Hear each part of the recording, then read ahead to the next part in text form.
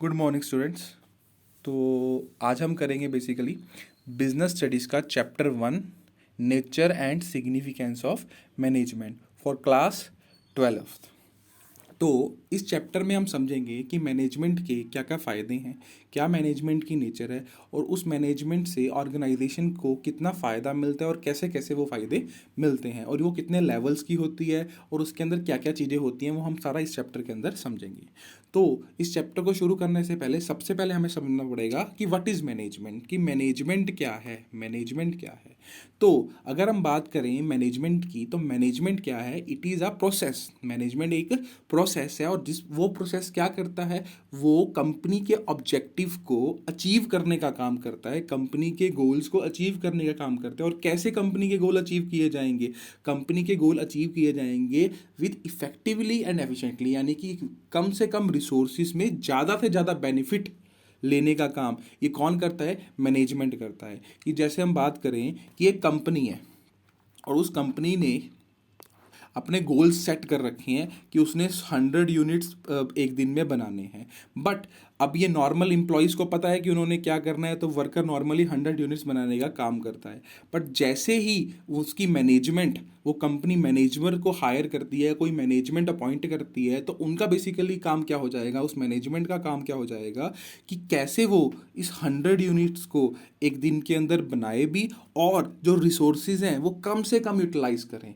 तो काम को पूरा करना वो तो आम व्यक्ति भी पूरा कर लेगा इजीली, बट मैनेजमेंट क्या करेगी? रिसोर्सेज को प्रॉपरली यूटिलाइज्ड करके, यानी कि कम से कम रिसोर्सेज को यूज करके ज़्यादा से ज़्यादा बेनिफिट देने का काम कौन करेगा? मैनेजमेंट करेगी। तो that is called a management. तो मैनेजमेंट बेसिकली कोई पोस्ट नहीं है। मैनेजमेंट बेसिकली कौन करता है? मैनेजर्स करते हैं। और इनका मतलब क्या है? ये कोई लेबर वर्क नहीं है। मैनेजर का काम सिर्फ और सिर्फ दूसरों से काम करवाना है, और वो कैसे उस काम को कम से कम रिसोर्सेज यूज कर कर कंपनी के और ज़्यादा से ज़्यादा उससे आउटपुट निकाल लेगा। That is called management. और इस मैनेजमेंट को करने के लिए उसको एक प्रॉपर नॉलेज होनी चाहिए, प्रॉपर स्किल्ड होने चाहिए उसके अंदर। तो हम देखते हैं कि मैनेजमेंट क्या है। तो management is a process of getting thing done. और क्या एम है? With the aim of achieving goals. किसके गोल? कंपनी के गोल। और कैसे?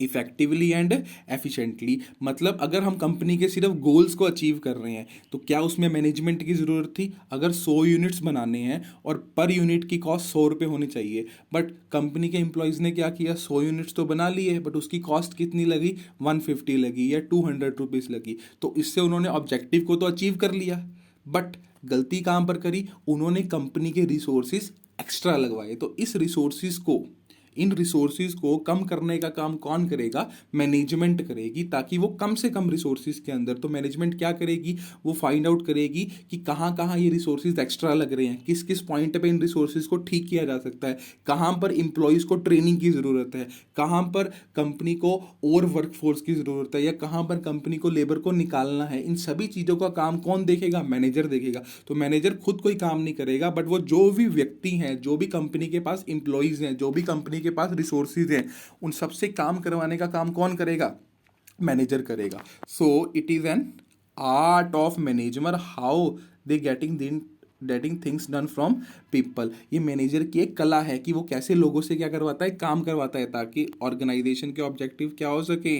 अचीव हो सके, और effective utilisation of its physical, human and financial resources, की कंपनी के गोल्स भी अचीव हो जाएं, और जो कंपनी के फिजिकल, ह्यूमन और फाइनेंशियल रिसोर्सेज हैं। तो फिजिकल रिसोर्सेज कंपनी के कौन से हो गए? जो मशीन्स हैं। ह्यूमन रिसोर्सेज यानी कि जो कंपनी के पास इंप्लॉयज़ काम कर रहे हैं, और फाइनेंशियल मतलब मनी। इन सभी का प्रॉपर यूटिलाइजेशन से कंपनी ज़्यादा से ज़्यादा अपनी आउटपुट को क्या कर सके? पैदा कर सके। तो कोई भी सक्सेसफुल ऑर्गेनाइजेशन, तो any successful organisation achieve their objective not by chance. Yes, कोई भी अगर ऑर्गेनाइजेशन जो अच्छा काम कर रही है, लाइक टाटा, रिलायंस, ये अच्छा काम इसलिए नहीं कर रही कि इनके ऊपर किसी गॉड की नज़र है, या कोई ये इन्होंने बहुत बाई चांस काम कर रहे हैं। ये इस वजह से काम कर रहे हैं because of proper process called management. इनकी मैनेजमेंट अच्छी है। तो कोई भी कंपनी की सक्सेस किसके ऊपर डिपेंड करती है? उसकी मैनेजमेंट के ऊपर। बिकॉज रिसोर्सेज सबके पास हैं, ऑब्जेक्टिव सबका क्लियर है, बट उस रिसोर्सिस को कैसे यूटिलाइज करके उस ऑब्जेक्टिव तक लेके जाना है, इसका मेन काम कौन करेगा? इसका मेन काम करेगा मैनेजमेंट। सो क्या मैनेजमेंट सिर्फ कंपनी के अंदर लगेगी? नहीं, तो management is very essential for all types of organisation, चाहे ऑर्गेनाइजेशन बड़ी है चाहे छोटी है, चाहे वो प्रॉफिटेबल है चाहे वो नॉन प्रॉफिटेबल है, चाहे वो सर्विस इंडस्ट्री है या मैन्युफैक्चरिंग इंडस्ट्री है, कोई भी इंडस्ट्री है वहाँ पर मैनेजमेंट क्या है? ज़रूरी है। इवन कि हमारे घर में भी क्या है? मैनेजमेंट ज़रूरी है।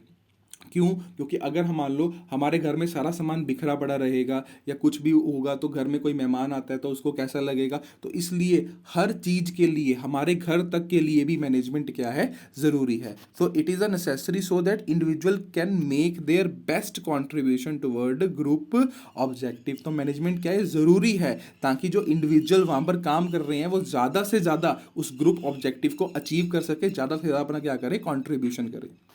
दस मैनेजमेंट क्या करेगी? Management has to ensure that task are completed, जो टास्क हैं वो कंप्लीट हो जाएं, and goals are achieved effectively and efficiently with the available resource at minimum cost. तो मैनेजमेंट का बेसिकली क्या मेन मोटिव है, और लास्ट में हम क्या समझते हैं कि मैनेजमेंट का काम है जो कंपनी के टास्क हैं वो कंप्लीट भी हो जाएं, गोल्स अचीव्ड भी हो जाएं, but with effectively and efficiently, और जो उनके पास रिसोर्सेज अवेलेबल हैं उसको ज़्यादा से ज़्यादा हम क्या करें? यूटिलाइज करने की कोशिश करें, और कम से कम उसके ऊपर क्या लगे? कॉस्ट लगे। तो ऐसे ही बात कर रहे हैं कि जो मैनेजमेंट है वो कहाँ पर ज़रूरी है? वो स्कूल के अंदर भी ज़रूरी है, कंपनी के अंदर भी ज़रूरी है, एक टेम्पल के अंदर भी ज़रूरी है, बिकॉज मैनेजमेंट के बिना ये कंपनी या किसी भी ऑर्गेनाइजेशन वर्क प्रॉपरली नहीं कर सकती। तो अगर हम बात करें स्कूल की, तो अगर एक स्कूल के अंदर भी हमें मैनेजमेंट की ज़रूरत है। कैसे ज़रूरत है? कि स्कूल के अंदर बच्चे कैसे आएंगे, टीचर कैसे पढ़ाएंगे। अगर मैनेजमेंट ना हो, अगर स्कूल की मैनेजमेंट कौन होगी? स्कूल की मैनेजमेंट मीन्स प्रिंसिपल, स्कूल के कोऑर्डिनेटर्स।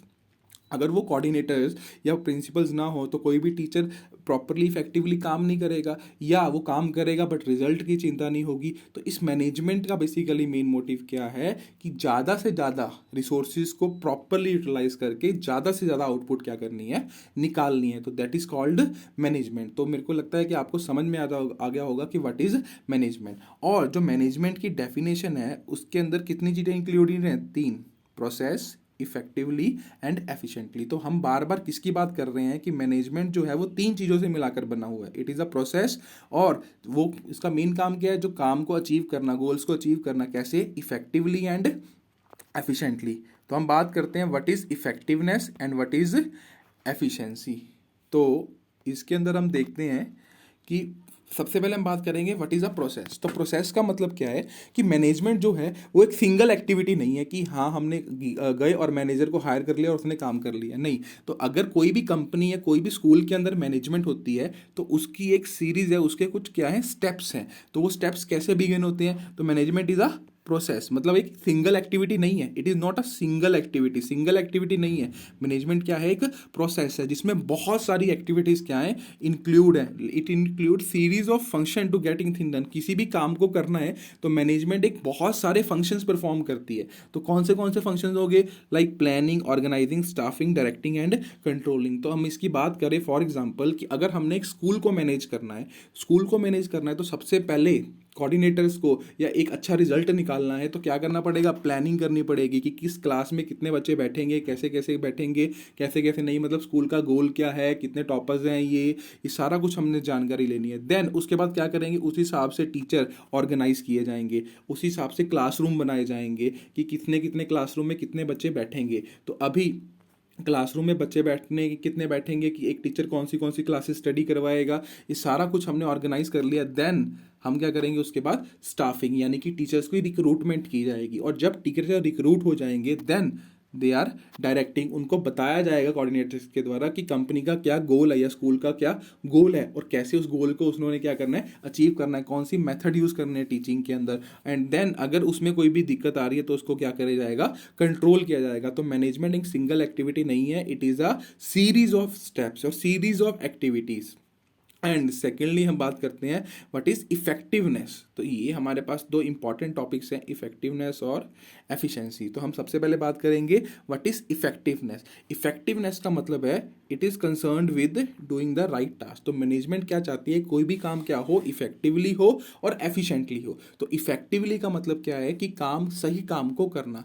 अब सही काम को करना या बेसिकली अपने गोल्स को क्या करना, अचीव कर लेना। अब गोल्स को अचीव करना है मतलब एंड रिजल्ट को हमने क्या करना है, अचीव करना है। और इसका मतलब क्या है कि अचीव करेंगे तो जितनी मर्जी कॉस्ट लग जाए, यानी कि गोल्स तो अचीव कर लेंगे बट हमने it includes achieving our goals but without taking care of resources utilized for that goals। मतलब कि हम अपने गोल्स को अचीव करेंगे, हम अपने जो हमारा टास्क है, फॉर एग्जांपल अगर हम बात करें कि कंपनी, एक कंपनी है एबीसी लिमिटेड कंपनी, उसने टास्क रखा कि एक दिन के अंदर 100 यूनिट्स तैयार करने हैं। तो वो 100 यूनिट्स तो तैयार हो रहे हैं बट उसके ऊपर क्या कॉस्ट लग रही है उसके बारे में हमने ध्यान नहीं देना। तो इफेक्टिवनेस का मतलब क्या है, कंपनी कब एक इफेक्टिव होगी, जब जितने उसने टारगेट सेट करे हैं तो उन टारगेट्स को वो क्या कर ले, अचीव कर ले। डजेंट मैटर उसके ऊपर कितने रिसोर्सेज यूटिलाइज हो रहे हैं और वो ज़्यादा यूटिलाइज हो रहे हैं या वो कम यूटिलाइज हो रहे हैं। तो इसके साथ ही हम एक एग्जाम्पल देखते हैं कि अगर एक कंपनी 100 यूनिट्स दिन का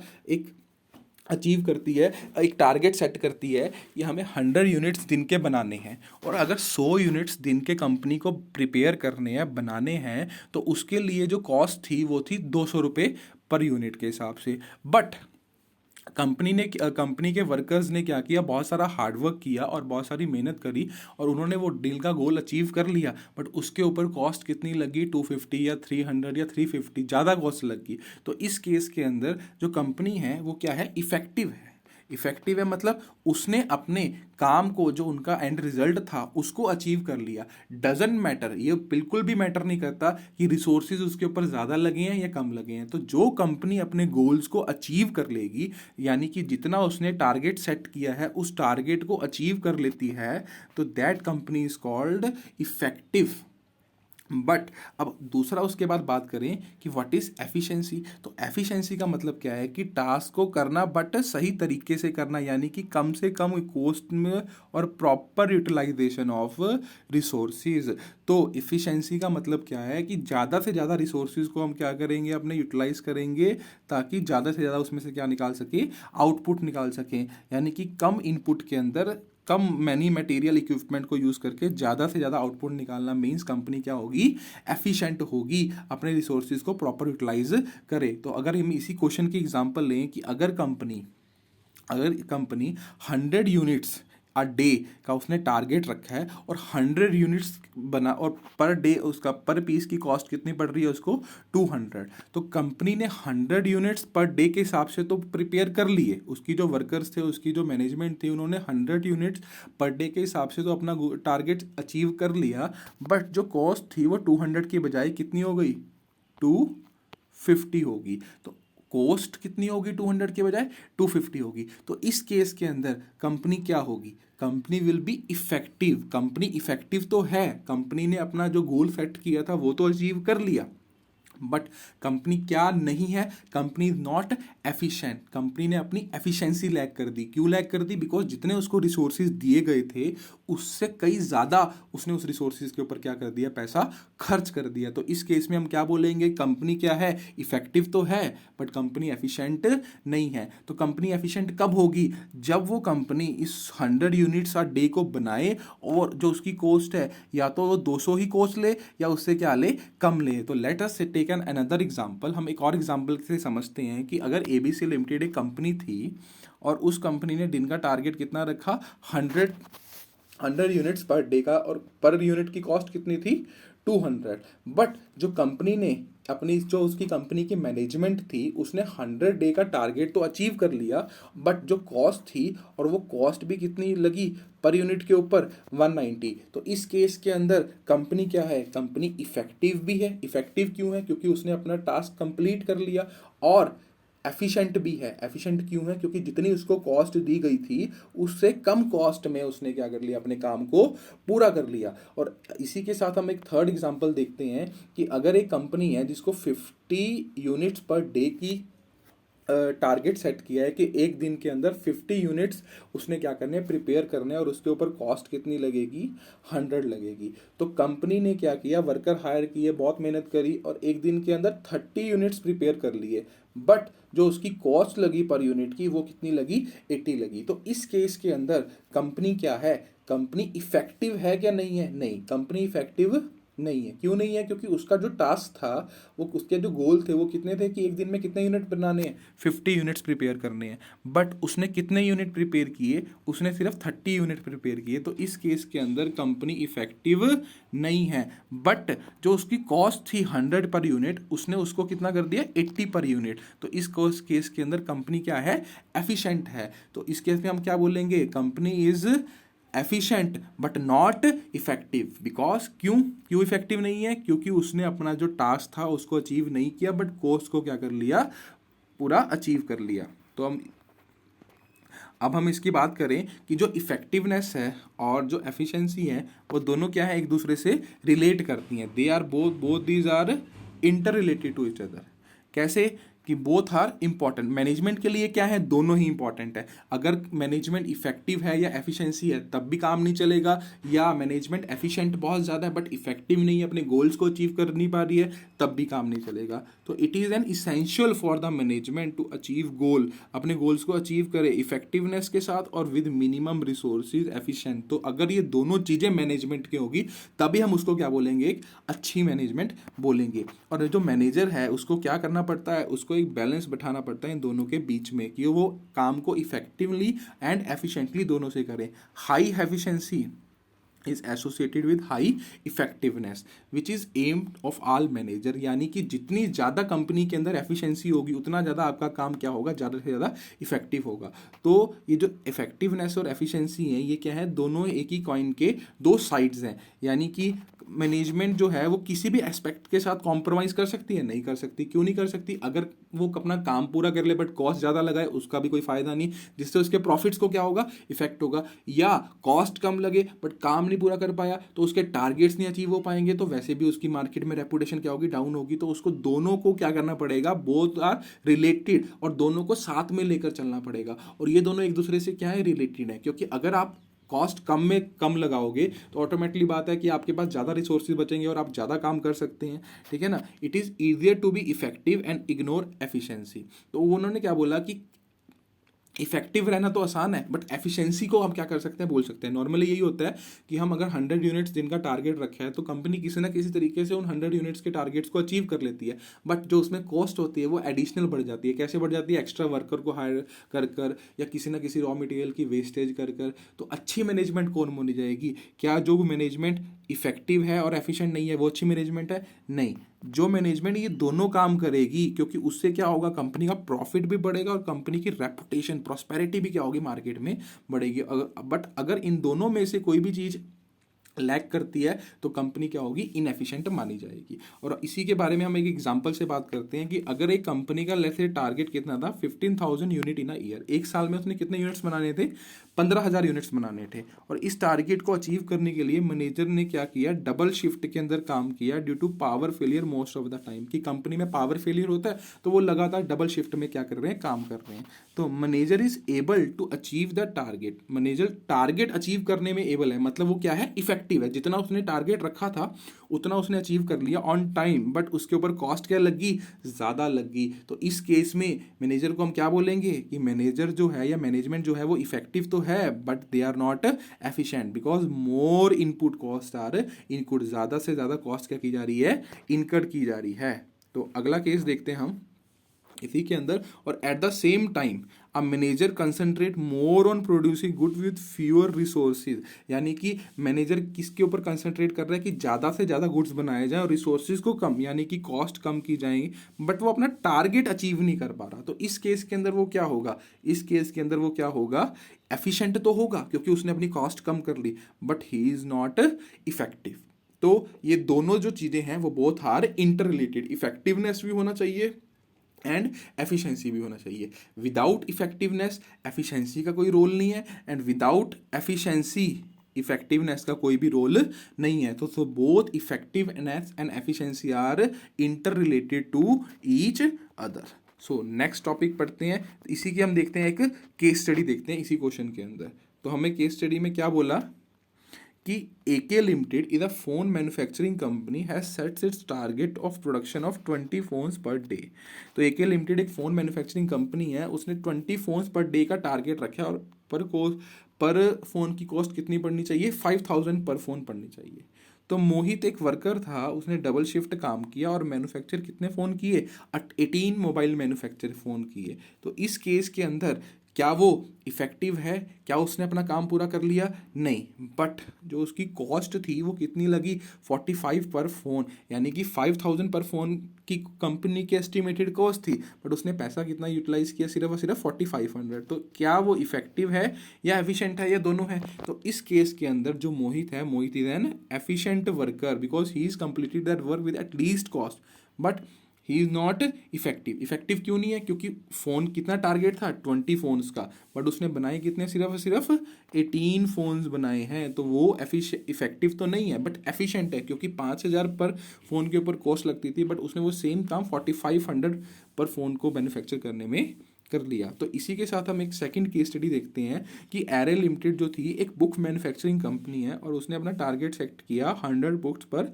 मंथ, और जिसकी कॉस्ट क्या थी? 2000 पर बुक की कॉस्ट थी। और उनका जो वर्कर था, उन्होंने बहुत ज़्यादा क्या किया? वर्क हार्ड किया, और कितनी बुक्स बना दी? 150 बुक्स बना दी। तो क्या ये इफेक्टिव है? यस, इफेक्टिव क्यों है? क्योंकि 100 बुक्स का टारगेट था, बट बना कितना दिया? 150 बना दी, ठीक है ना। बट उसने इसके लिए क्या किया? एडिशनल मटेरियल का यूज किया, और जो कॉस्ट थी वो 200 रुपये पर पीस क्या हो गई? बढ़ गई, और कितनी होगी? 2200। तो इस केस में वो क्या है? वो इफेक्टिव तो है।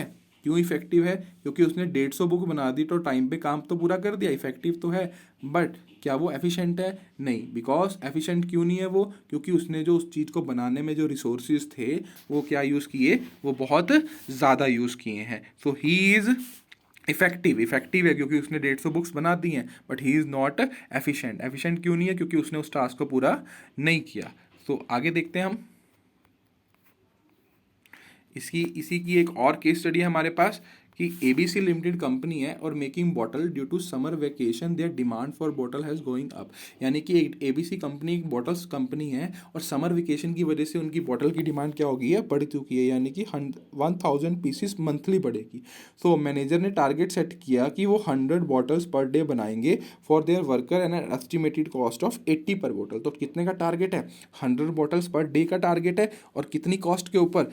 80 रुपीज़ पर कॉस्ट के ऊपर। तो वर्कर ने क्या किया? हार्ड वर्क किया, मेहनत करी, और कितनी बॉटल्स बना दी? 110 बॉटल बना दी, यानी कि टारगेट कितने का था?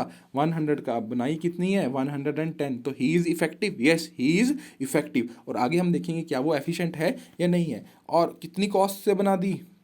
उन्होंने बना दी 80 रुपीज़ पर बॉटल की कॉस्ट से, यानी कि जितने का उनको टारगेट मिला था उसमें ही बना दी है। तो ये ज़रूरी नहीं है कि अगर वो उसमें कम बनाए, अगर उतने ही टारगेट में जितना उनको टारगेट प्राइस मिला था उतने में भी बना दे, then he is efficient also. तो इस केस में वो क्या होगा? वो बोथ होगा। इफेक्टिव भी हैं क्योंकि उन्होंने 110 बॉटल बना दी, और एफिशिएंट भी हैं क्योंकि 80 पर बॉटल भी बना दी। So he is both effective as well as efficient, क्योंकि उन्होंने टाइम पे काम भी पूरा कर दिया और कॉस्ट भी क्या लगाई?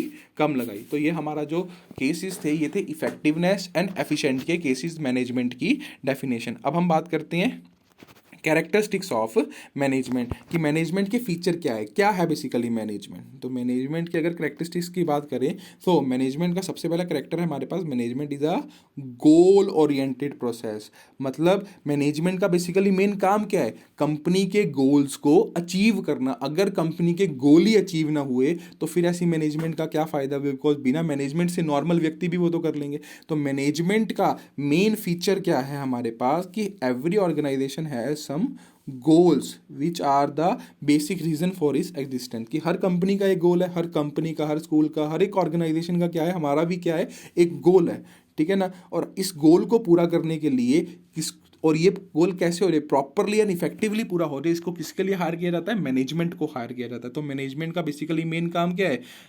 इन गोल्स को अचीव करना, और these goal must be stated clearly. तो ये क्लियरली मैनेजमेंट को पता होना चाहिए। और मैनेजमेंट क्या करेगा? Integrate the effort of all toward achieving. All मतलब किन किन का एफर्ट्स इसके अंदर लगाएगा? यानी कि वो सारी ह्यूमन रिसोर्सेज, सारे फाइनेंशियल रिसोर्सेज, उन सब का एफर्ट मिलाकर उन सब के अपने खुद के क्या होंगे? ऑब्जेक्टिव्स होंगे। उन सब के ऑब्जेक्टिव को अचीव कर कर कंपनी के ऑब्जेक्टिव से लेकर जाकर और कंपनी के गोल को क्या करेगा? अचीव करेगा। That is the part of management goal oriented process की मैनेजमेंट क्या करेगा, मैनेजमेंट कंपनी के गोल अचीव करने में मदद करेगा। कैसे मदद करेगा, सारे के सारे कंपनी के जो रिसोर्सेज हैं उनको कंबाइंड कर कर कंपनी के ऑब्जेक्टिव की तरफ क्या करेगा, अचीव करने में मदद करेगा। और दीज गोल्स में भी इकोनॉमिक और सोशल, ये गोल कैसे हो सकते हैं, ये इकोनॉमिक भी हो सकते हैं, मतलब पैसा ज़्यादा कमाना भी हो सकता है, और सोशल सोसाइटी के बेनिफिट के लिए भी हो सकते हैं। For example, the goal of a retail store is to be increase sales और profit, but the goal of the NGO is NGO of special child में education to children with special needs. हाँ, तो हर company का, हर organisation का अपना एक गोल है। तो मैनेजमेंट का बेसिकली काम क्या है, इन गोल्स को अच्छे से समझना और जो कंपनी के पास अवेलेबल रिसोर्सेज हैं उनको यूटिलाइज कर कर ज़्यादा से ज़्यादा आउटपुट क्या करना, अचीव करना, और ज़्यादा से ज़्यादा इन गोल्स को जल्द से जल्द और कम रिसोर्सेज के अंदर क्या करना, अचीव करना। तो ये पहला हमारे पास फीचर क्या था मैनेजमेंट का, it is a goal oriented process. और ज़रूरी नहीं है कि ये गोल सिर्फ इकोनॉमिक हो, ये इकोनॉमिक भी हो सकते हैं, सोशल भी हो सकते हैं। इकोनॉमिक्स मतलब जिससे ज़्यादा से ज़्यादा प्रॉफिट कमाया जा सके, और सोशल मतलब जो सोसाइटी के लिए बेनिफिशियल हो। तो गोल कोई भी हो सकता है, बट मैनेजमेंट का काम उन गोल्स को कम रिसोर्सेज में अचीव करने का होता है। और management is a pervasive function, मतलब परवेसिव का मतलब क्या होता है कि रिक्वायर्ड एट ऑल लेवल। हर जगह मैनेजमेंट की क्या है, ज़रूरत है, हर लेवल के ऊपर ज़रूरत है। ये नहीं है कि मैनेजमेंट सिर्फ कंपनी के अंदर ही लगेगी। The utilisation of management is not restricted only profit making firm, सिर्फ प्रॉफिट मेकिंग फर्म के लिए ही मैनेजमेंट नहीं लगेगी। मैनेजमेंट जो है वो नॉन प्रॉफिट ऑर्गेनाइजेशन के लिए भी, यानी कि चैरिटेबल ट्रस्ट, एनजीओ, स्कूल के लिए भी, टेम्पल के लिए भी, सबके लिए मैनेजमेंट जरूरी है। हमारे घर के लिए भी मैनेजमेंट जरूरी है। तो management is a pervasive function. ये नहीं है कि मैनेजमेंट सिर्फ प्रॉफिट मेकिंग कंपनी के ऊपर लगेगी, और it is applied to all types of activity. अब सोच के देखें हम कि एक स्कूल बिना मैनेजमेंट से चल सकते हैं, नहीं चल सकता। कौन सी क्लासेस में बच्चे बैठेंगे, कैसे बैठेंगे, कोई प्लानिंग, कैसे उनको रिजल्ट्स आएंगे, कैसे उनकी जो डेट शीट्स तैयार होंगी, ये सारा काम कौन करेगा, ये सारा काम करता है, हम भी जाते हैं तो फीस जमा करवाते हैं, वो फीस सैलरीज के रूप में टीचर्स को मिलती हैं।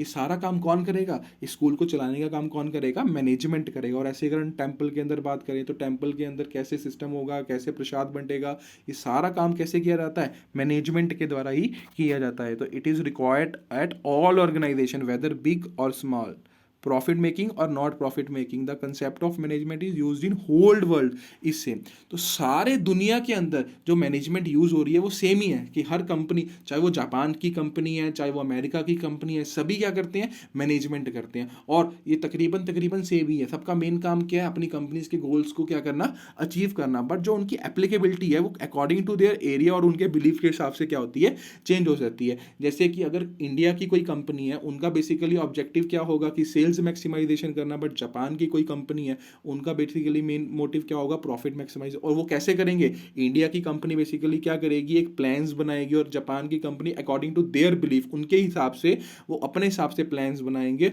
और उनके हिसाब से काम करेंगे। बट सबका मेन मोटिव, चाहे होल वर्ल्ड के अंदर सभी कंपनीज की मैनेजमेंट का मेन मोटिव क्या है, टू अर्न प्रॉफिट और maximum utilisation of their resources and achieve the organisation objective. और इसके बाद हमारे पास जो थर्ड आता है, management is a multi dimensional activity. Management क्या है, एक मल्टी डायमेंशनल एक्टिविटी है। मतलब मैनेजमेंट एक कॉम्प्लेक्स एक्टिविटी है विच हैज थ्री, उसकी तीन मेन डायमेंशन है, मतलब तीन पार्ट्स में हमने उसको बांट रखा है, management of work, management of people and management of operation. तो सबसे पहले हम बात करते हैं मैनेजमेंट ऑफ वर्क। वर्क मतलब क्या है, काम को, जिस लिए कंपनी बनी हुई है या जो काम कंपनी बेसिकली कर रही है उसको क्या करना, मैनेज करना। यानी कि all organisation are set up to perform some activity. सारी ऑर्गेनाइजेशन कोई ना कोई एक्टिविटी के लिए बनी हुई है, और उस काम को मैनेज करना, that is the main feature of an management. क्या फीचर है उसका, कि सारी जो ऑर्गेनाइजेशन है वो सारी की सारी किसी ना किसी एक्टिविटी के लिए बनाई गई हैं, और these activity aim at achieving goal. और इन मेन एक्टिविटी इनका काम क्या है, कि कंपनी के गोल्स को क्या करना, अचीव करना। और जो ये इनके एक्टिविटीज़ हैं, जो ये टास्क हैं, ये किसके ऊपर डिपेंड करते हैं, उनके नेचर के ऊपर डिपेंड करते हैं कि वो बिजनेस किस तरीके का है।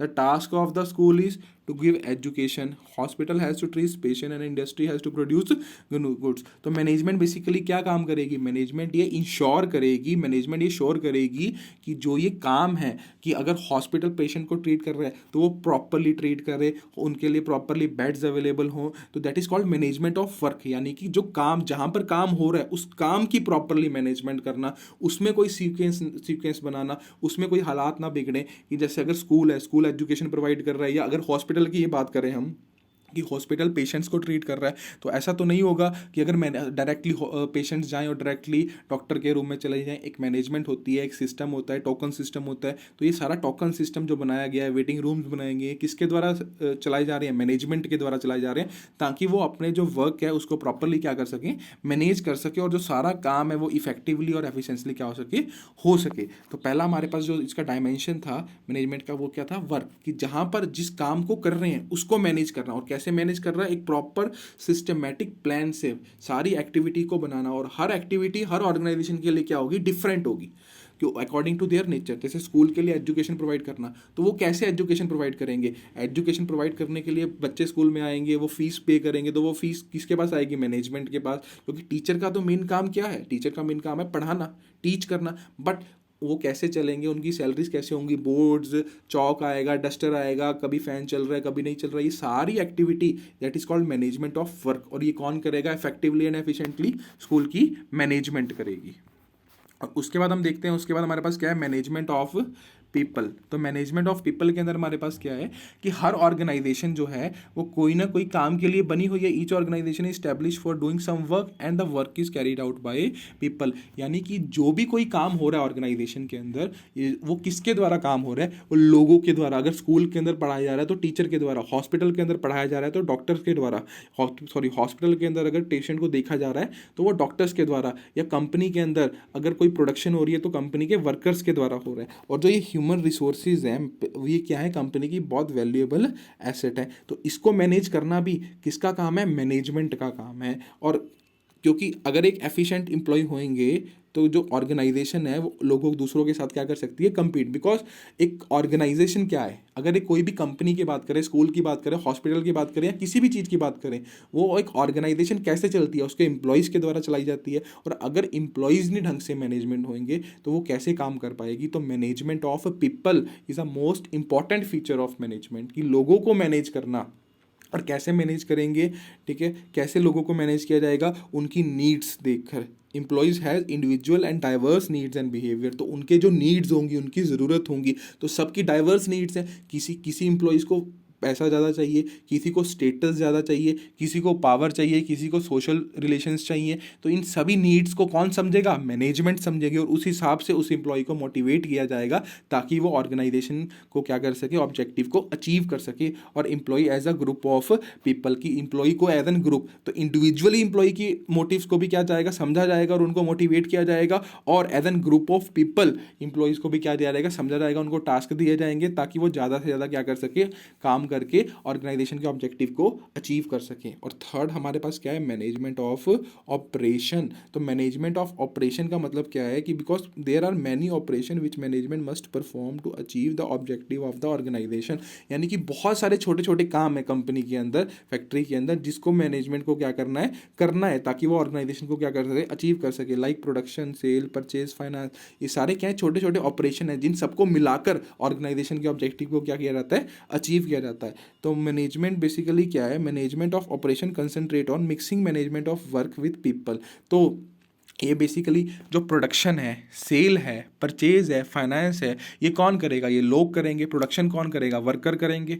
सेल कौन करेगा, सेल्स टीम करेगी, परचेज मैनेजर्स करेंगे। तो इन सभी को मैनेजमेंट ऑफ वर्क के साथ मिक्स कर एक प्रॉपर वे से काम करवाना, that is called management of operation. की जो काम होगा, और काम कैसे होगा, काम होगा बेसिकली एम्प्लॉयज़ के साथ, और उनको जब ये पता होगा कि उन्होंने क्या काम करना है, किस हिसाब से काम करना है। तो means that is deciding what work has to be done, कौन सा काम करना है, हाउ इट, कैसे काम करना है, और कौन ये काम करेगा। तो जब ये तीनों चीज़ें क्लियर होंगी एम्प्लॉयज़ को, then it will be possible for management of operation. तो मैनेजमेंट के बेसिकली 3 डायमेंशंस के अंदर हमने बात करी, management of work, management of people यानी कि लोगों को मैनेज करना, और ऑपरेशंस यानी कि जो मैनेजमेंट के ऑपरेशंस है, मैनेजमेंट का जो पूरा जो कंपनी का पूरा ऑपरेशन है, जो कंपनी पूरा काम कर रही है उसको मैनेज करना। और उसको कैसे मैनेज करेगी, वो उसके वर्क को और लोगों को दोनों को मैनेज कर उससे एक आउटपुट निकाली जाएगी, that is called management of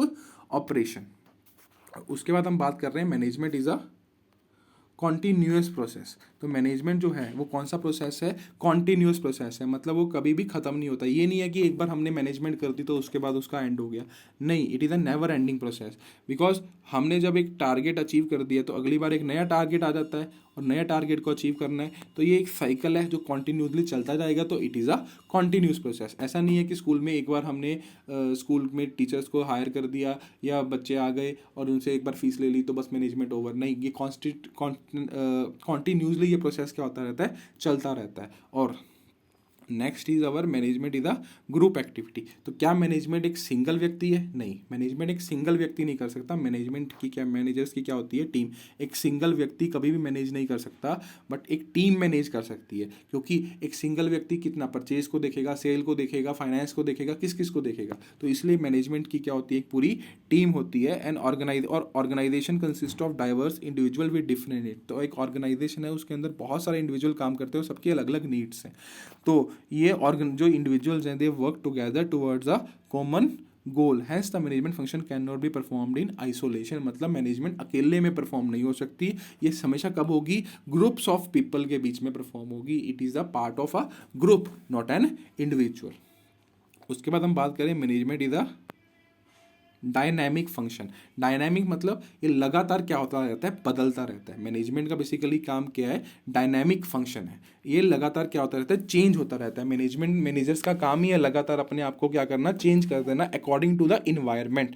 यानी कि अगर जैसे हम बात करें कि स्कूल्स हैं, स्कूल्स की मैनेजमेंट ने भी फटाफट अपने आप को चेंज किया। क्या, कब चेंज किया, जब कोविड आया। कोविड में फिजिकल की बजाय ऑनलाइन क्लासेस लगी। तो वो ऑनलाइन क्लासेस कैसे लग पाई, जब उन्होंने अपने इन्वायरमेंट को समझा। कई स्कूलों ने लेट शुरू की, कईयों ने जल्दी शुरू कर दी। तो it is a dynamic function as because as the external environment such as social, economic, technical and political environment constant. जो हमारा इन्वायरमेंट है वो लगातार क्या हो रहा है, चेंज हो रहा है। तो मैनेजमेंट जो है उन सभी चीज़ों को क्या करेगी, ध्यान में रखेगी और अपने गोल्स को उसी हिसाब से क्या करेगी, मॉडिफाई करती रहेगी। यानी कि और चेंज करती रहेगी according to that external environment changes, so that इससे क्या होगा, ऑर्गेनाइजेशन अच्छे से काम कर पाएगी और इस कॉम्पिटिटिव वर्ल्ड में सर्वाइव कर पाएगी। अगर हम अपने आप को चेंज ही नहीं करेंगे, लेट्स से कि अगर एक कंपनी है, आज से 10 साल पहले या 20 साल पहले टीवी बनाए जाते थे, जो हमारे सिंपल बड़े बड़े बॉक्सेस वाले टीवी थे, वो टीवी बनाए जाते थे।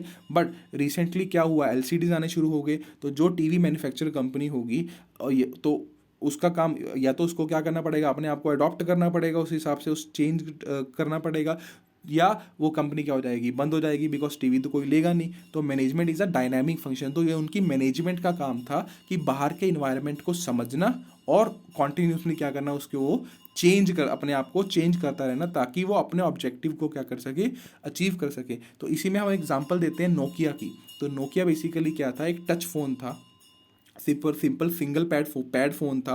बट जैसे जैसे टच फ़ोन का क्रेज़ बढ़ा, बट नोकिया की मैनेजमेंट ने क्या किया, अपने आप को चेंज नहीं किया। उन्होंने अपने प्रोडक्ट के ऊपर ही वर्क किया। बट धीरे धीरे धीरे धीरे सारी मार्केट जो थी वो किस हिसाब से कैप्चर होनी शुरू होगी, वो कैप्चर होनी शुरू होगी टच फ़ोन के हिसाब से। बट जो नोकिया कंपनी थी उसने अपने आप को क्या नहीं किया, उसके हिसाब से चेंज नहीं किया। वो नोट पैड अपने पैड वाले फ़ोन के ऊपर ही रहे, उन्हें अपने प्रोडक्ट के ऊपर विश्वास था या जो भी था। बट एक्सटर्नल इन्वायरमेंट चेंज होने की वजह से लोगों को वो टच में इतनी फैसिलिटीज़ मिलने लगी, तो उन्होंने क्या कर दिया, कंपनी ने वो चेंज नहीं किया। तो लोगों ने नोकिया को चलाना छोड़कर दूसरे प्रोडक्ट में क्या करके शिफ्ट कर गए, और कंपनी की ग्रोथ क्या होगी, खत्म होगी, और कंपनी की डाउनफॉल शुरू हो गया। तो बेसिकली मैनेजमेंट क्या है, एक डायनामिक फंक्शन है जो लगातार चेंज होता रहता है, और उसका मेन काम क्या है कि अपने ऑर्गेनाइजेशन को सस्टेन करके रखना, बचा कर रखना, जो इन्वायरमेंट लगातार क्या हो रहा है, चेंज कर रहा है। और मैनेजमेंट इज एन इंटेंजिबल। देखो मैनेजमेंट को हम देख सकते हैं, नहीं देख सकते। It is not an like an asset. ये कोई मशीनरी नहीं है कि हम इसको छू कर टच कर सकते हैं। इसको सिर्फ क्या किया जा सकता है, महसूस किया जा सकता है। और कैसे महसूस करेंगे, कितना ऑर्गेनाइजेशन इफेक्टिवली। हम जाकर देखते हैं कि अगर एक अच्छे हॉस्पिटल में जाते हैं, हम देखते हैं कि कितना साफ सुथरा है या कितने अच्छे से वर्क कर रहा है। तो वो हम क्या देख रहे हैं कि इनकी मैनेजमेंट जो है वो बहुत अच्छी है, कि इनका एक सिस्टम है प्रॉपर। वो सिस्टम किसने डेवलप किया, वो डेवलप किया मैनेजमेंट ने डेवलप किया। तो हमने उसको देखा नहीं उस सिस्टम को, बट हमने उसको महसूस किया उस सिस्टम को। तो दैट इज कॉल्ड मैनेजमेंट। तो मैनेजमेंट क्या है, एक इंटेंजिबल है, इसको हम छू नहीं सकते, बट सिर्फ क्या कर सकते हैं, महसूस कर सकते हैं। कि कितने वहाँ के एम्प्लॉयज़ हैप्पी हैं, सेटिस्फाइड हैं अपने वर्क से, कितना वो कस्टमर को अच्छे से ट्रीट करते हैं। तो ये सारा कुछ अगर हम कंपनी के अंदर महसूस करते हैं तो वो किसकी वजह से है, उसकी मैनेजमेंट की वजह से है। तो बेसिकली मैनेजमेंट जो है उसको हम क्या कर सकते हैं, उसको हम महसूस कर सकते हैं बट देख नहीं सकते। तो ये थे हमारे पास फीचर्स ऑफ मैनेजमेंट। और अब इसी के साथ क्या करते हैं, इसकी कुछ केस स्टडी करते हैं। तो केस स्टडी में सबसे पहले केस स्टडी हमारे पास क्या है, the need for management is equally felt both in hospital and to maintain law and order in the country कोविड-19। मतलब जो मैनेजमेंट की नीड थी वो हॉस्पिटल के अंदर भी है और कंट्री का जो लॉ एंड ऑर्डर मेंटेन करना उसके लिए भी थी।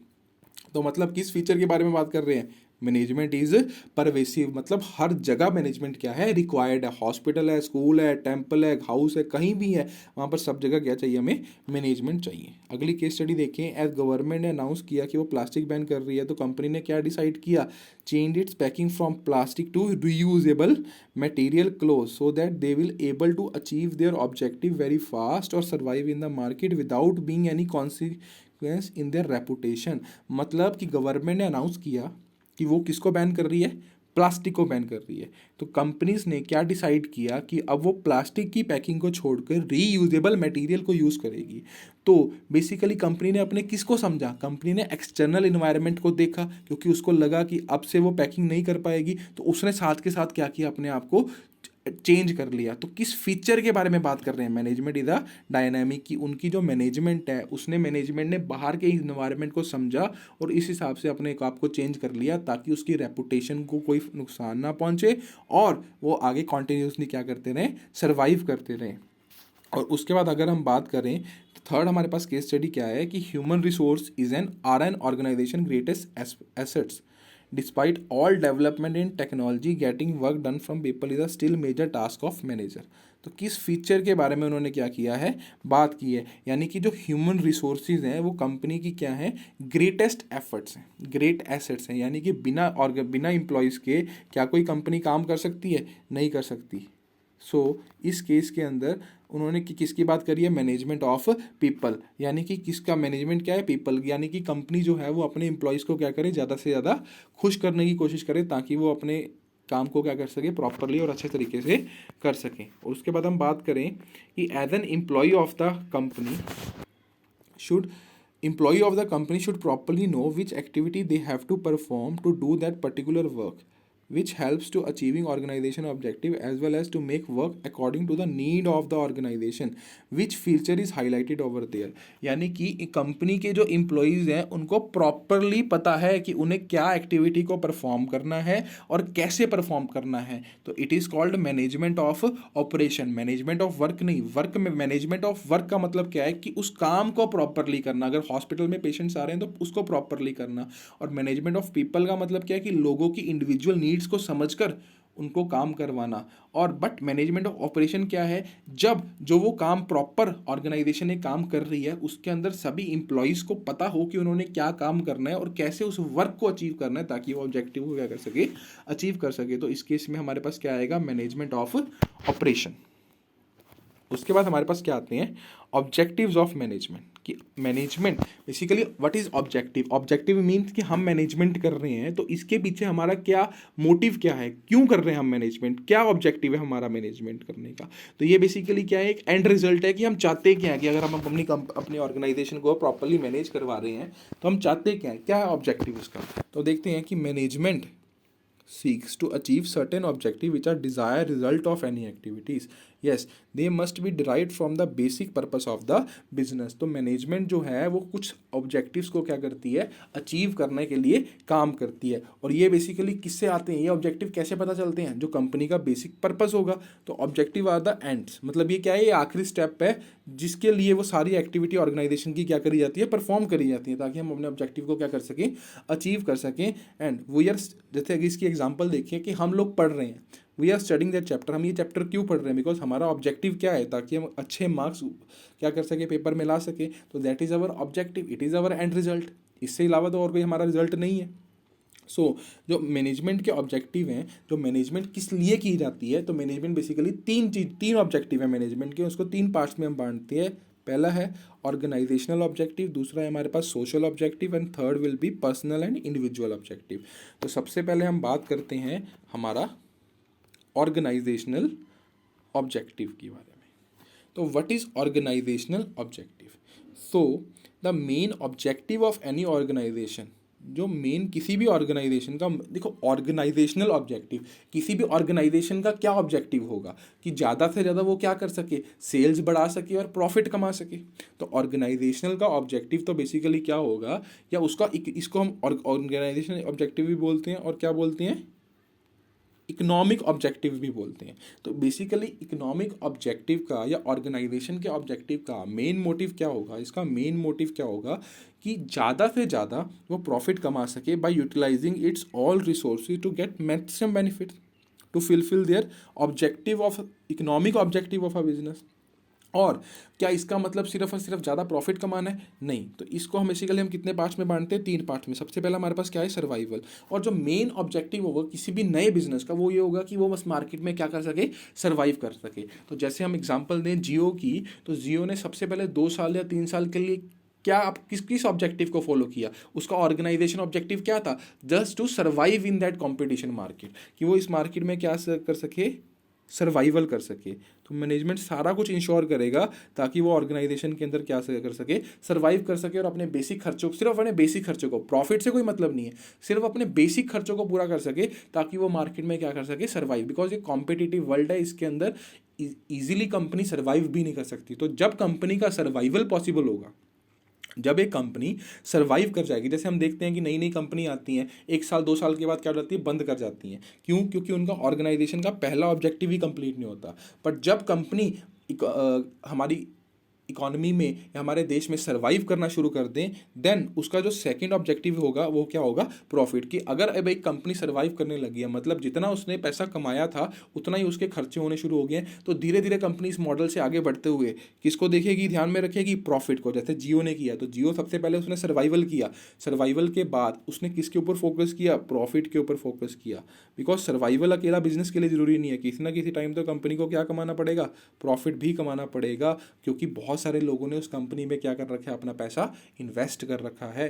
तो कवरिंग, अपने कॉस्ट को कवर करना और जो रिस्क को कवर करना, ये कंपनी का बहुत ज़रूरी क्या है, ऑब्जेक्टिव है। ये मैनेजमेंट का बहुत मेजर ऑब्जेक्टिव है।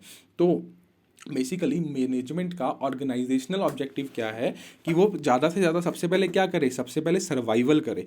अगर एक कंपनी सर्वाइव कर जाती है, देन उसका एक सेकंड ऑब्जेक्टिव होता है कि चलो अब सर्वाइव कर गए तो अब क्या कमाया, ज़्यादा से ज़्यादा प्रॉफिट कमाया जाए ताकि बिजनेस क्या रहे, कंटिन्यू चलता रहे। और जब कंपनी के बाद अच्छा खासा प्रॉफिट आना शुरू हो जाता है, तब कंपनी किसके ऊपर फोकस करती है, अपनी ग्रोथ के ऊपर फोकस करती है, ताकि वो लॉन्ग रन के अंदर बिजनेस को क्या कर सके, कंटिन्यू कर सके और फ्यूचर के अंदर क्या उसके हिसाब से अपने आप को क्या कर सके, चेंज कर सके, ताकि उसकी सेल्स बढ़े, उसकी मार्केट में रेपुटेशन बढ़े, उसकी कस्टमर्स बढ़े। तो ये सारा काम बेसिकली किसके अंदर आएगा, कंपनी के ऑर्गेनाइजेशनल ऑब्जेक्टिव के अंदर। तो अगर हम बात करें कंपनी के ऑर्गेनाइजेशनल ऑब्जेक्टिव या मैनेजमेंट के ऑर्गेनाइजेशनल ऑब्जेक्टिव क्या होते हैं, तो बेसिकली एक मैनेजमेंट का काम क्या है, कंपनी को सर्वाइव करवाना। जब कंपनी सर्वाइव कर ले इस कॉम्पिटिटिव मार्केट के अंदर, यानी कि वो अपनी एक इमेज बना ले, अपना एक ब्रांड नेम तैयार कर ले, उसके बाद धीरे धीरे उस इमेज से वो क्या करना शुरू कर दिया, प्रॉफिट कमाना शुरू कर दिया। और जब कंपनी को एक अच्छा खासा प्रॉफिट आना शुरू हो जाता है, तब उसके बाद कंपनी क्या करती है, अपनी ग्रोथ के बारे में सोचती है कि जो ये प्रॉफिट बचा, इस प्रॉफिट से कंपनी क्या कर सके, ग्रोथ कर सके। तो ये थे मैनेजमेंट के ऑर्गेनाइजेशनल ऑब्जेक्टिव। और इसके बाद जो दूसरा ऑब्जेक्टिव है वो है हमारे पास सोशल ऑब्जेक्टिव। कि सोशल ऑब्जेक्टिव क्या है मैनेजमेंट का, तो मैनेजमेंट का जो बेसिकली सोशल ऑब्जेक्टिव है वो मतलब क्या है, सोसाइटी के प्रति मैनेजमेंट की क्या एक जिम्मेवारी है, या एक कंपनी की मैनेजमेंट की सोसाइटी के प्रति क्या जिम्मेवारी है। तो this involve the creation of benefits and economic value of society as a part of society. Because जो भी सारी कंपनीज हैं वो किसका पार्ट है, वो सोसाइटी का ही पार्ट है। वो सोसाइटी से ही सारे रिसोर्सेज यूज़ कर रही हैं, सोसाइटी के ही लोग उसमें अंदर काम कर रहे हैं। तो उस कंपनी के भी कुछ सोसाइटी के प्रति क्या बनते हैं, फर्ज बनते हैं। तो every organisation whether it is the business और नॉन बिजनेस, उसकी क्या है, एक सोशल ऑब्लिगेशन है। क्या सोशल ऑब्लिगेशन है, यूजिंग इन्वायरमेंट फ्रेंडली प्रोडक्ट, अच्छे इन्वायरमेंट फ्रेंडली प्रोडक्ट करें, पॉल्यूशन वाले प्रोडक्ट ना यूज़ करें, सरकार के द्वारा बनाए गए जीएसटी लॉ को प्रॉपर फॉलो करें, एम्प्लॉयमेंट ज़्यादा से ज़्यादा अंडर प्रिविलेज्ड सेक्शन के अंदर दी जाए, और स्कूल एंड हेल्थ केयर की फैसिलिटीज़ भी क्या दी जाए, सोसाइटी को दी जाए, बिकॉज वो सारे रिसोर्सेज किसके यूज़ कर रहे हैं, सोसाइटी के। तो अगर सारे रिसोर्सेज सोसाइटी के रिसोर्स यूज़ किए जा रहे हैं तो बदले में उनको भी क्या देना चाहिए, कुछ बेनिफिट इसका देना चाहिए। तो ऐसे एग्जाम्पल देखते हैं कि एशियन पेंट ने क्या किया, फंड किया large scale community development project to enable farmer to use local resources. यानी कि एशियन फंड ने अपने पैसे में से अपना सोशल ऑब्जेक्टिव कैसे फुलफिल किया, कम्युनिटी डेवलपमेंट प्रोजेक्ट उसने शुरू किया ताकि जो फार्मर हैं वो लोकल रिसोर्सेज को अच्छे से यूज़ कर सकें। ऐसे ही कंपनी हमारे देश की स्टील अथॉरिटी ऑफ इंडिया, उसने भी किसको कंट्रीब्यूट किया ताकि वो agriculture, education, health care, dairy pollution, इनसे क्या कर सके, लोगों को बट इनका बढ़ावा दे सके। तो बेसिकली ये क्या था, सोशल ऑब्जेक्टिव। तो सोशल ऑब्जेक्टिव मतलब जो मैनेजमेंट के या जो कंपनी के सोसाइटी के प्रति क्या है, फ़र्ज हैं, उनको पूरा करना। यानी कि इन्वायरमेंट फ्रेंडली प्रोडक्ट यूज़ करें, लॉज को फॉलो करें, ये सारा काम किसका काम है, सोशल ऑब्जेक्टिव के अंदर कवर होता है। और थर्ड हमारे पास कौन सा ऑब्जेक्टिव है, it would be personal objective of the organisation. तो पर्सनल ऑब्जेक्टिव क्या है ऑर्गेनाइजेशन का, कि ऑर्गेनाइजेशन जो है वो किसके द्वारा बनाई जाती है, लोगों के द्वारा बनाई जाती हैं जिनकी डिफरेंट डिफरेंट पर्सनैलिटीज़ है, बैकग्राउंड्स है, एक्सपीरियंस है, और they all become a part of the organisation to satisfy their own need. Basically जो भी कोई इंडिविजुअल है किसी कंपनी को ज्वाइन करता है तो उसके एक अपने नीड्स होती हैं, अपनी बेनिफिट्स वो चाहता है। अगर वो किसी भी कंपनी को क्या करता है, ज्वाइन करता है, तो ये मैनेजमेंट का फ़र्ज बनता है कि वो पर्सनल ऑब्जेक्टिव को क्या करे, उनको फुलफिल करे। बिकॉज और ये क्या करते हैं, वेरी करते हैं एम्प्लॉयज़ टू एम्प्लॉयज़। बिकॉज कोई व्यक्ति,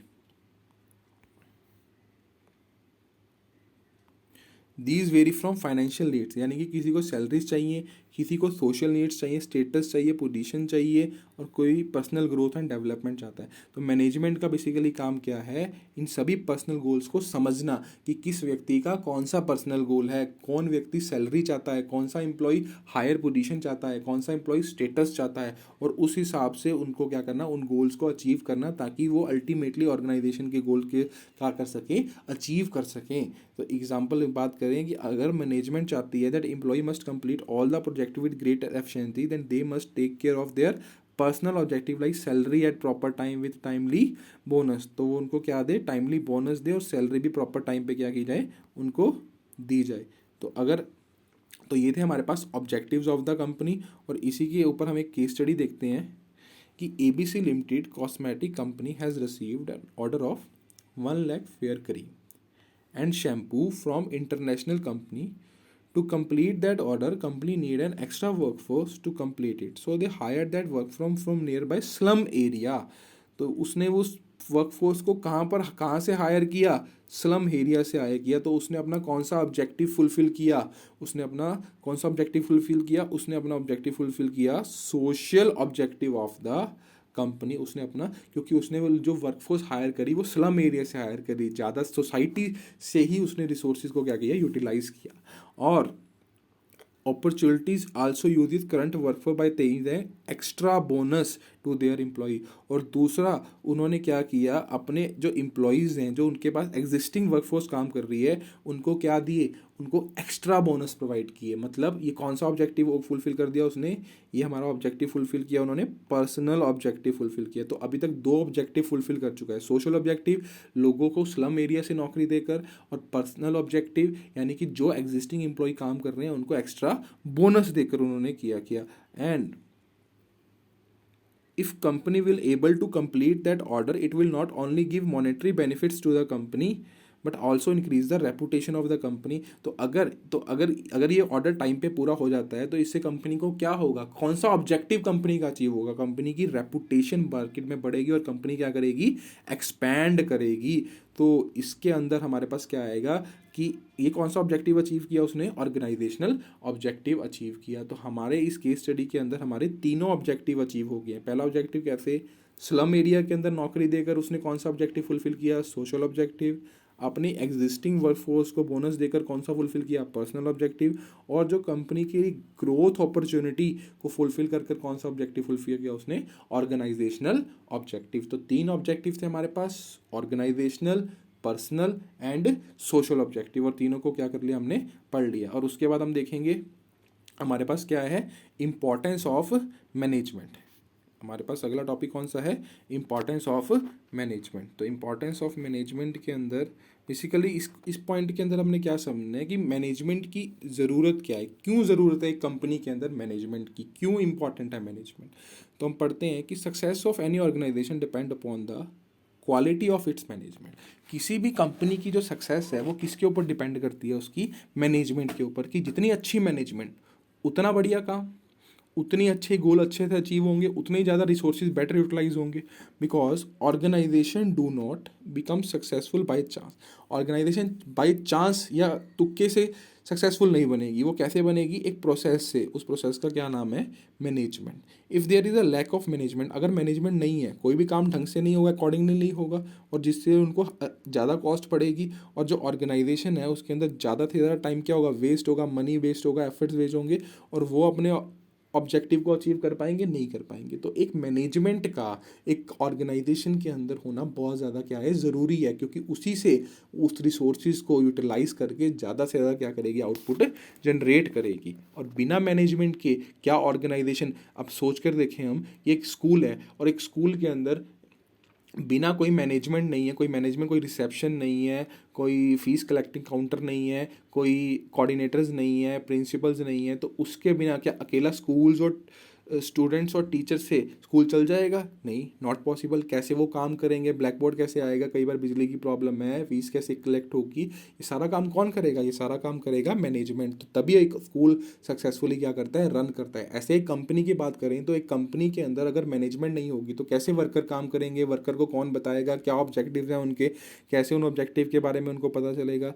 तो बिना इससे भी वो ऑब्जेक्टिव को अचीव नहीं कर सकते। तो मैनेजमेंट की जो इंपॉर्टेंस है वो बहुत ज़्यादा है। तो सबसे पहले क्या क्या इंपॉर्टेंस है मैनेजमेंट की, तो हमारे पास जो पहली इंपॉर्टेंस है वो है management helps in achievement of groups goal. कि मैनेजमेंट किस में मदद करता है, जो कंपनी के गोल्स हैं उसको अचीव करने में क्या करता है, मदद करता है। Management is needed for achieve the objective of the organisation. Management किसके लिए ज़रूरी है, अगर कंपनी के गोल्स को आपको अचीव करना है तो आपको क्या करना पड़ेगा, मैनेजमेंट करनी पड़ेगी। क्यों क्यों मैनेजमेंट करनी पड़ेगी, बिकॉज वो जो सारे ग्रुप के एफर्ट्स हैं वो उस अचीवमेंट के ऊपर लगाता है। जो सारे कंपनी के अंदर एम्प्लॉयज़ काम कर रहे हैं, या जो कंपनी के पास फिजिकल एंड फाइनेंशियल रिसोर्सेज है, उन सबको इकट्ठा कर कर एक सिस्टमेटिक तरीके से उस प्री डिटरमाइंड गोल को अचीवमेंट करने में क्या करता है, हेल्प करता है। Like the resource like man machine money are coordinated, उनको कोऑर्डिनेट किया जाएगा, उनको बताया जाएगा और कंट्रोल किया जाएगा इस तरीके से ताकि ज़्यादा से ज़्यादा कंपनी के गोल्स अचीव हो सकें with less and less resources. Second है हमारे पास मैनेजमेंट इंक्रीज एफिशिएंसी। मैनेजमेंट किसको बढ़ाएगी, एफिशिएंसी बढ़ाएगी, काम करने की क्षमता को बढ़ाएगी और कम से कम रिसोर्सेज में ज़्यादा से ज़्यादा आउटपुट कर पाएगी।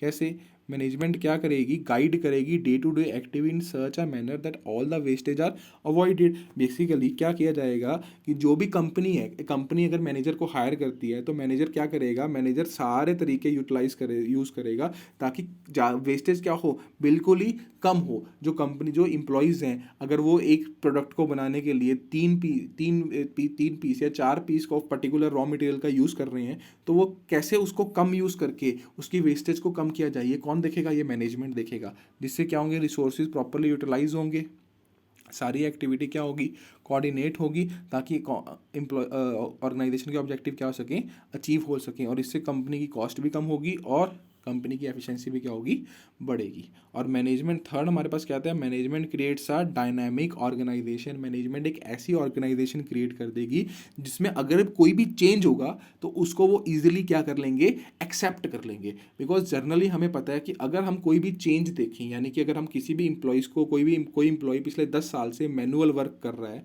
यानी कि हाथ से काम कर रहा है, अगर हम उसको अचानक बोलें कि आप टेक्नोलॉजी के ऊपर शिफ्ट करें, तो वो क्या करेगा, रेजिस्ट करेगा, वो मना करेगा उस काम को करने के लिए। बट मैनेजमेंट क्या करेगा, मैनेजमेंट एक ऐसी ऑर्गेनाइजेशन क्रिएट कर देगा जिसकी मदद से वो क्या कर सकेंगे, उस वो जो इम्प्लॉई रेजिस्ट कर रहा था, वो जो इम्प्लॉई मना कर रहा था उस चेंज के लिए, वो ईजिली उसको क्या कर सके, अडॉप्ट कर सके। और वो कैसे करेगा, वो उसको ट्रेनिंग देंगे, वो उसको शायद बोनस एक्स्ट्रा दे देंगे, तब बस किसी ना किसी तरीके से मैनेजमेंट क्या करेगी, उससे वो काम करवाने में मदद करेगी। तो हम देखते हैं कि management creates a dynamic organisation by making the organisation adopt itself to the changing environment, management क्या करेगी, एक डायनामिक ऑर्गेनाइजेशन क्रिएट करेगी by making the organisation adapt itself to changing, ताकि ऑर्गेनाइजेशन जो है वो जो चेंज हो लगातार उसको क्या कर सके, इजीली अडॉप्ट कर सके। Because the most of the individual in an organisation resist change in the absence of management. अगर मैनेजमेंट नहीं होगी तो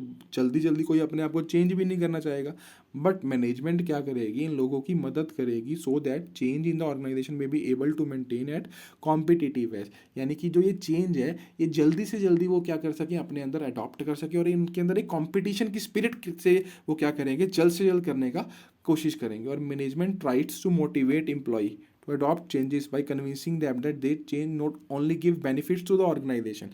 मैनेजमेंट बेसिकली कैसे मनाएगी एम्प्लॉयज़ को, वो उनको ये बोलेगी कि ये जो ऑर्गेनाइजेशन चेंज कर रही है इससे सिर्फ ऑर्गेनाइजेशन का फ़ायदा नहीं है कि अगर आप मैनुअल से टेक्नोलॉजी के ऊपर शिफ्ट होते हो, इससे सिर्फ कंपनी को फ़ायदा नहीं होगा, इससे क्या होगा, एम्प्लॉयज़ को भी फ़ायदा होगा और उनका करियर जो होगा, उनकी ग्रोथ होगी। जैसे एग्जांपल की बात करें कि अगर एक company wants to change manual accounting system to digital accounting, अगर एक कंपनी मैनुअल अकाउंटिंग से डिजिटल अकाउंटिंग के अंदर शिफ्ट करना चाहती है, then employees start resist the change. जो एम्प्लॉयज़ हैं वो चेंज को क्या करेंगे, एक्सेप्ट नहीं करेंगे, बट मैनेजमेंट क्या करेगी, उनको प्रॉपर ट्रेनिंग देगी और प्रॉपर इंसेंटिव रखेगी ताकि वो इस चेंज को क्या कर सकें, एक्सेप्ट कर सकें। नेक्स्ट पॉइंट है हमारे पास, मैनेजमेंट हेल्प्स टू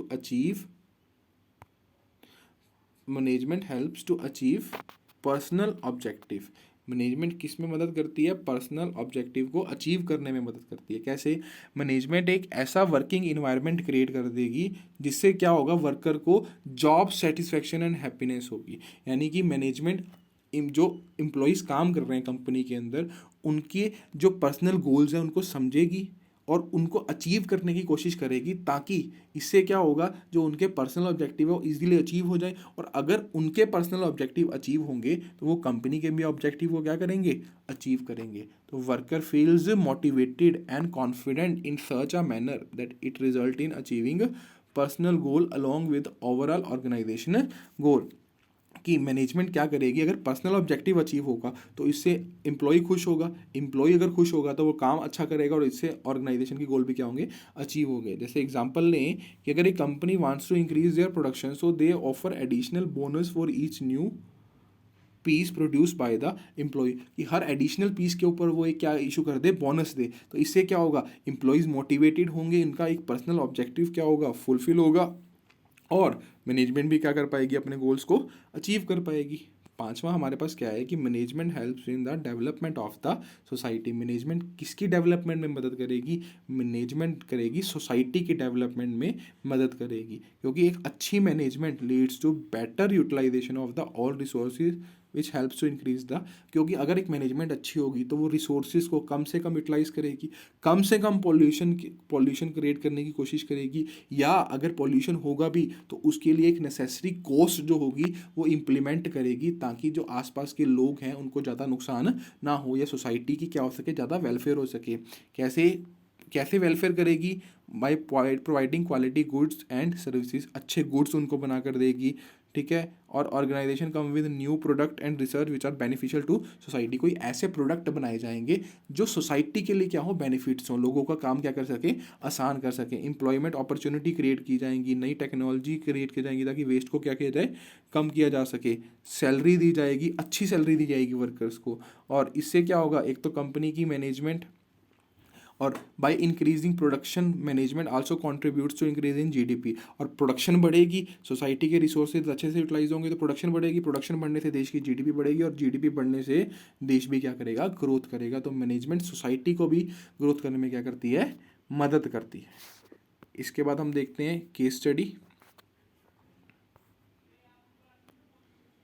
तो ABC limited company is a shoe making company, so that they have required a lot of plastic material to pack the shoe, but now people are aware about the environment effect of plastic, so ABC company is now shifting its packing material for recycle plastic material। यानी कि अब वो क्या कर रहे हैं, ये कौन सा फीचर, किस इंपॉर्टेंस ऑफ मैनेजमेंट को हाईलाइट कर रहे हैं, डेवलपमेंट ऑफ द सोसाइटी, क्योंकि अब वो क्या कर रहे हैं, अपने इन्वायरमेंट को प्रिजर्व कर रहे हैं, सोसाइटी के बेनिफिट के लिए क्या कर रहे हैं, काम कर रहे हैं। और अगली एग्जांपल हम देखते हैं कि RK limited is a COVID-19 drug manufacturing company. Due to recent global 19 cases increase, company have seen that the demand for medicine has started increasing day by day globally. यानी कि जो आरके लिमिटेड है वो कोविड-19 का drug बनाती है और जैसे ही कोविड-19 के केसेस बढ़ रहे हैं उसने देखा कि डिमांड लगातार बढ़ रही है, तो they wants to increase their production to meet the demand for the global economy. They wants to increase their production to meet that demand for global. तो वो अपनी प्रोडक्शन क्या करना चाहते हैं, बढ़ाना चाहते हैं ताकि ये ग्लोबल डिमांड वो पूरी कर सकें. इसके लिए they have to increase their production, so they use technology and highly design machine. वो किसको यूज़ कर रहे हैं, टेक्नोलॉजी को, और अच्छी डिज़ाइन मशीन्स को यूज़ कर रहे हैं ताकि वो क्या कर सके, प्रोडक्शन को बढ़ा सकें. And they need skilled labour, so they give proper training to their existent labour about how to handle that machine and also give them extra bonus. So basically क्या कर रहे हैं, वो जो उनकी लेबर थी उसको प्रॉपर ट्रेनिंग दे रहे हैं और एक्स्ट्रा बोनस दे रहे हैं ताकि वो काम कर सके, जो एडिशनल वर्क वो काम करेंगे.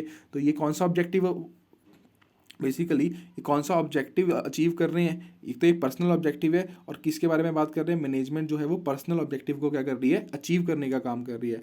बट जो लेबर फोर्स थी वो अभी भी क्या है, कम है, और ज़्यादा इनको एम्प्लॉयज़ चाहिए. तो जो उन्होंने एम्प्लॉयज़ चुने और वो कहाँ से चुने, आउटसाइड स्लम एरिया से उठाए और उनको प्रॉपर टेक्निकल नॉलेज दी और नई वर्कफोर्स क्या करी, कंपनी की तैयार करी. तो स्लम एरिया से कराए मतलब किसकी मदद की उन्होंने, सोसाइटी की मदद की, ताकि सोसाइटी ज़्यादा से ज़्यादा क्या कर सके, उनका बेनिफिट. तो ये उन्होंने बोला कौन सी इंपॉर्टेंस ऑफ मैनेजमेंट हाईलाइटेड है इस केस के अंदर. तो सबसे पहले हम बात करें कि अगर डिमांड इंक्रीज हो रही है और टेक्नोलॉजी नहीं चाहिए उनको, तो ये कौन सी होगी हमारे पास, डायनामिक की. लगातार डायनामिक चेंज हो रहा है क्योंकि कोविड-19 आ रहा है और ग्लोबल केसेस बढ़ रहे हैं. तो ये क्या हो रहा है, डायनामिक ऑर्गेनाइजेशन. तो उस हिसाब से उन्होंने प्रोडक्शन क्या की, तैयार की, और वो अपने एम्प्लॉयज़ को ट्रेनिंग और बोनस दे रहे हैं. तो मतलब कौन सा ऑब्जेक्टिव फुलफिल कर रहे हैं, पर्सनल ऑब्जेक्टिव फुलफिल कर रहे हैं. और हायरिंग एम्प्लॉयज़ फ्रॉम सेल्फ, तो ये कौन सा है, it will be a social objective of the management. तो ये था हमारे पास बिजनेस का चैप्टर 1 का पार्ट 1. नेक्स्ट आएगा हमारे पास पार्ट 2. Thank you.